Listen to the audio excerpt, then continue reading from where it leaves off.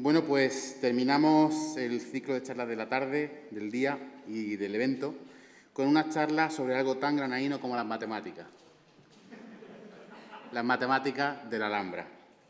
La razón de invitar a nuestros siguientes invitados es que han publicado un precioso libro sobre la Alhambra matemática. Sus autores son Francisco Fernández, Joaquín Valderrama y Antonio Fernández. Han venido solamente Joaquín y Antonio. A Francis le mandamos un abrazo muy fuerte. Francisco es catedrático de Matemáticas en Educación Secundaria y autor de varios libros. Ha participado en varios proyectos como Tales y Stalmat. Por su lado, Joaquín Valderrama también es matemático, profesor de Estadística de la Universidad de Granada y catedrático de Matemáticas en el Instituto Padre Manjón. Autor de varios libros, proyectos, publicaciones.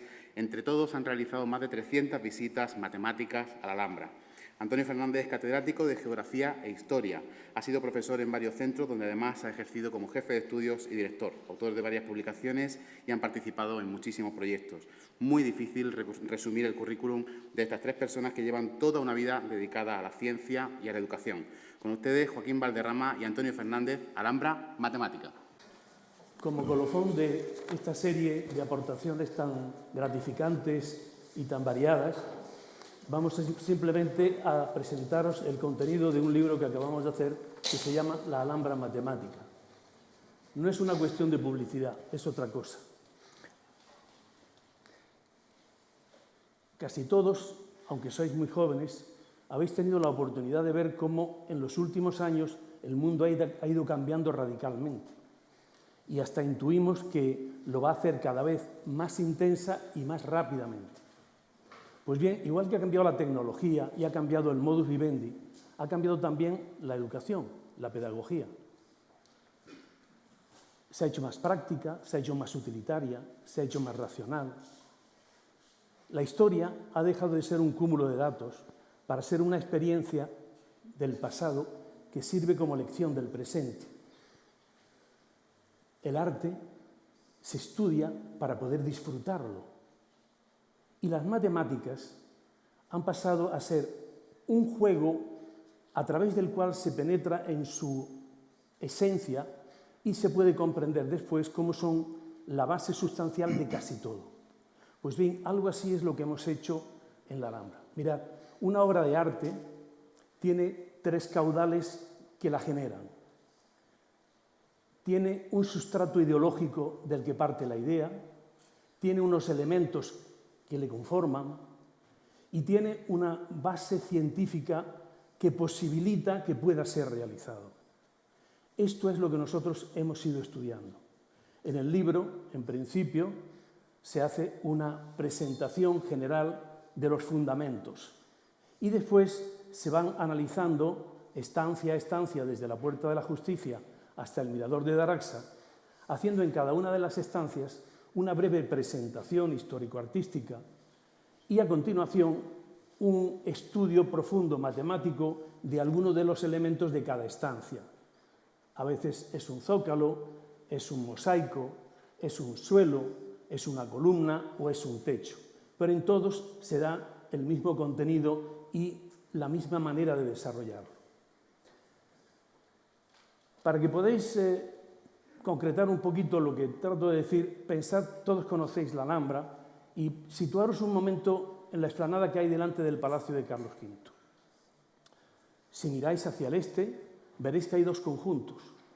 Uno sencillo, humilde, hecho en material poco perdurable. Apenas se manifiesta, pero sin embargo, cuando entramos en el interior, se nos descubre una fantasía, una delicadeza, un conjunto de cosas que nos sorprenden y que nos llegan a lo más profundo de nuestro ser. Es que los palacios árabes están pensados para la vida de la persona que los va a disfrutar solamente. Y son el exponente de una vida familiar íntima e intensa. Justo al lado nos encontramos otro palacio, el de Carlos V. Cuando lo miramos, lo vemos altivo, exuberante, ostentoso. Ya desde fuera, tanto a través de los materiales como de los relieves que tiene, nos habla de la importancia del personaje que lo vive o que lo ha mandado construir. Son dos filosofías. Incluso hasta el material de que está hecho el palacio, la piedra, es consistente y eterna como los valores que trata de representar. Bueno, pues en cada uno de los capítulos que nosotros tenemos en el libro, lo que se hace es eso, una breve presentación histórico-artística para pasar después a un estudio profundo, matemático, analizando algunos de los elementos sustanciales de cada estancia. Y todo ello se ha traducido además en una publicación que, creedme, es una belleza. Espero que quienes lo vean puedan disfrutarlo. Le paso la palabra a Joaquín. Gracias, Antonio.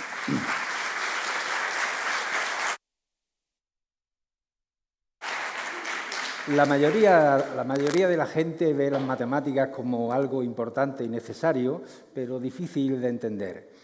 Llevan razón a veces, hay matemáticas muy complicadas, pero hay otras veces, otras situaciones donde las matemáticas impregnan prácticamente toda nuestra vida y apenas nos percatamos de su existencia, no nos damos. Matemáticas ocultas son las que hemos pretendido de alguna manera hacer aflorar en este libro. Esas matemáticas, ahí aparecen distintas situaciones, ¿vale? Y en nuestro libro pretendemos hacer aflorar esas matemáticas. Sobre el contenido que ya ha hablado Antonio, no me quiero extender mucho porque el tiempo es muy escaso, pero básicamente tenemos, aparte de la introducción histórica y la introducción histórica en cada una de las estancias, vamos, como ha dicho antes Antonio, viendo los distintos y describiendo los distintos elementos matemáticos más importantes que aparecen. De modo que, además de arte e historia, ofrecemos tres aspectos básicos matemáticos. Una parte que es el análisis y la investigación sobre los mosaicos y los frisos de la Alhambra, proporciones, arcos, etcétera. Otra parte de construcción, tanto en papel como con GeoGebra, de muchos de esos frisos. Y también, por último, un apartado dedicado a la modelización de los 17 grupos, de las 17 formas de construir un mosaico que existe. A título de ejemplo, nos podemos situar en el patio de los Arrayanes, donde tanto en el pórtico norte como en el pórtico sur nos encontramos con un zócalo precioso hecho a base de cuadrados y octógonos estrellados en distintos colores, verde, azul, melado y negro, rodeados de unas cintas blancas que vamos a intentar analizar. ¿Cómo se analiza matemáticamente un mosaico? Ese mosaico, una de las estrategias que solemos utilizar es simplificar el problema para dedicarlo solo a las líneas que definen el mosaico o basarlo solo en dos colores. En un mosaico como ese, el análisis consistiría en en primer lugar, ir viendo dónde están los ejes de simetría. En este caso tenemos ejes de simetría verticales, horizontales, ejes de simetría oblicuos. Ver también dónde están los centros de giro. Hay centros de giro, en este caso, de 90 grados, centros de giro de 180 grados. Y también es importante determinar cuál es lo que llamamos la loseta básica, ese paralelogramo que permite, mediante traslaciones sobre dos de sus lados, configurar todo el mosaico.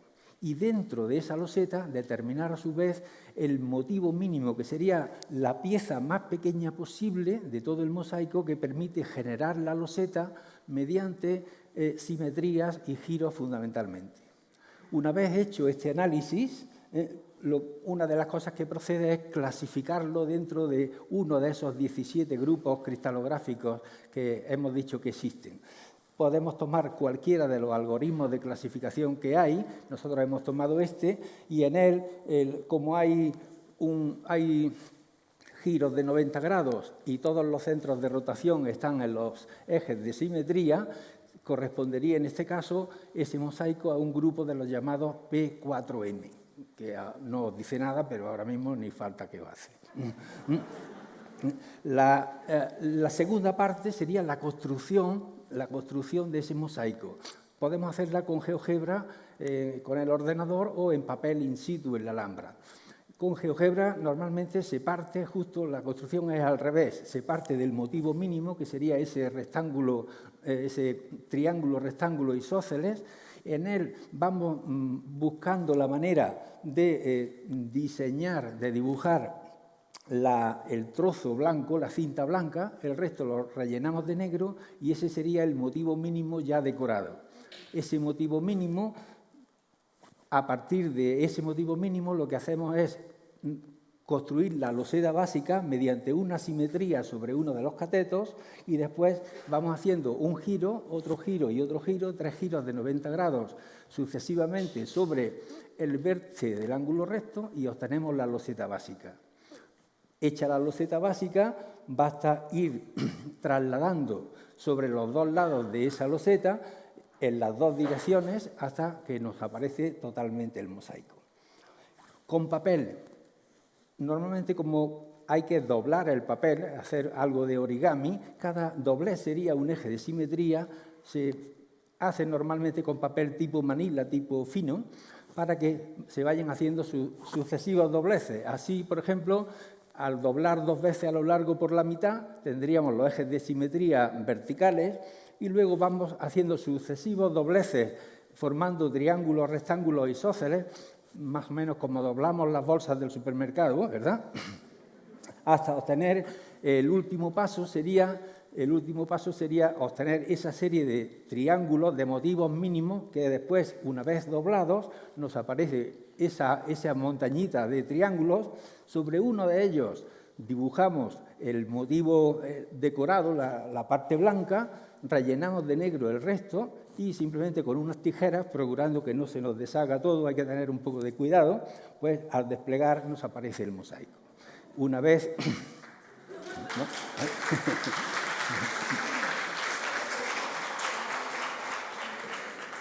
El último paso suele ser cuál es la modelización de ese mosaico. En concreto, todos los mosaicos del mismo grupo se construyen de la misma forma.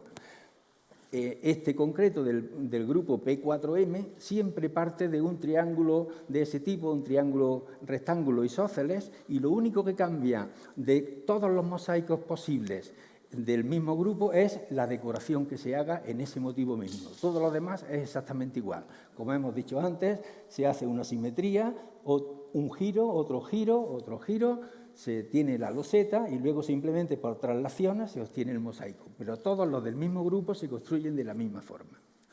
Y como segundo ejemplo, pues nos podemos ir a la puerta del vino, que también tiene muchos elementos matemáticos que mostrar. Por ejemplo, a simple vista se ve un eje de simetría claro en la fachada.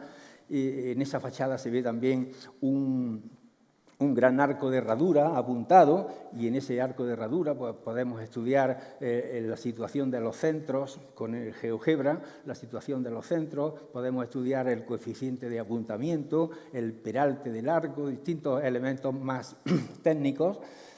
Si nos fijamos, en la orla del arco aparecen unas dovelas, que esas dovelas tampoco están orientadas de cualquier manera.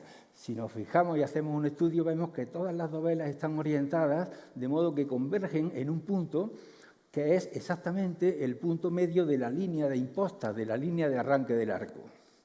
Y en ese mismo punto también convergen las dovelas que hay en el friso que está en la parte superior del arco. Con los vértices de ese friso y el último punto de abajo se forma además un triángulo equilátero que es exactamente eso, un triángulo equilátero, no es un triángulo cualquiera. Y tampoco es casualidad que el rectángulo que enmarca el arco, lo que llamamos el alfiz, ese rectángulo sea un rectángulo que le confiere especial armonía y belleza y que tiene una proporción determinada. Es un rectángulo que llamamos de proporción raíz cuadrada de 2. ¿Me puedes dar agua? El rectángulo raíz cuadrada de 2 es un rectángulo que se forma a partir de un cuadrado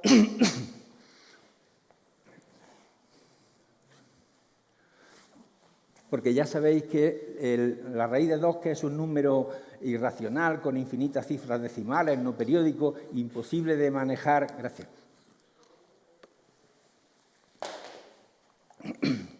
Imposible de manejar numéricamente, pero muy fácil de manejar geométricamente, porque raíz de 2 es exactamente el cociente entre el lado de un cuadrado y la diagonal, ¿verdad? Ese rectángulo raíz cuadrada de 2, pues es además justamente, y no es casualidad, el mismo rectángulo que tenemos aquí. La proporción de un folio cualquiera que tenemos en nuestra mano, que usamos diariamente, es exactamente raíz cuadrada de 2. Basta comprobar que esa diagonal coincide exactamente con el largo del cuadrado, ¿no? De manera que, igual que se construye un rectángulo raíz de 2 a partir del cuadrado simplemente abatiendo la diagonal, pues podemos comprobar efectivamente que este folio es exactamente un rectángulo raíz cuadrada de 2. ¿Y es casualidad? Pues tampoco es casualidad, son matemáticas. La prueba es por qué los folios tienen esta proporción. Pues porque es muy fácil de demostrar que de todos los rectángulos posibles, el rectángulo de proporción raíz cuadrada de 2 es el único que al doblarlo por la mitad se convierte en dos rectángulos que también son de la misma proporción raíz cuadrada de 2. Y eso permite a cualquier fabricante de papel fabricar todos los elementos de la serie DIN, ya sabéis que este es un DIN A4, todos los elementos de la serie DIN, sin más que darle un cortes sucesivos con la guillotina al folio, digamos, más grande posible que se fabrica normalmente, que es el acero. Pues dando sucesivos cortes con la guillotina se fabrican todos los elementos de la serie DIN sin desperdiciar ni un solo milímetro cuadrado de papel. De cualquier otra forma se desperdiciaría bastante papel. De modo que ese rectángulo raíz de 2 aparece con mucha frecuencia en nuestras vidas y como no, pues en la Alhambra, por ejemplo, pues lo tenemos en el pórtico del Cuarto Dorado, esa proporción, en la misma planta del patio del Cuarto Dorado también nos aparece, la misma torre de Comares, si observamos y la estudiamos con GeoGebra, tiene la proporción raíz cuadrada de 2, uno de los templetes del patio de los Leones, en la planta de la sala de los Abencerrajes, incluso en la Alhambra cristiana,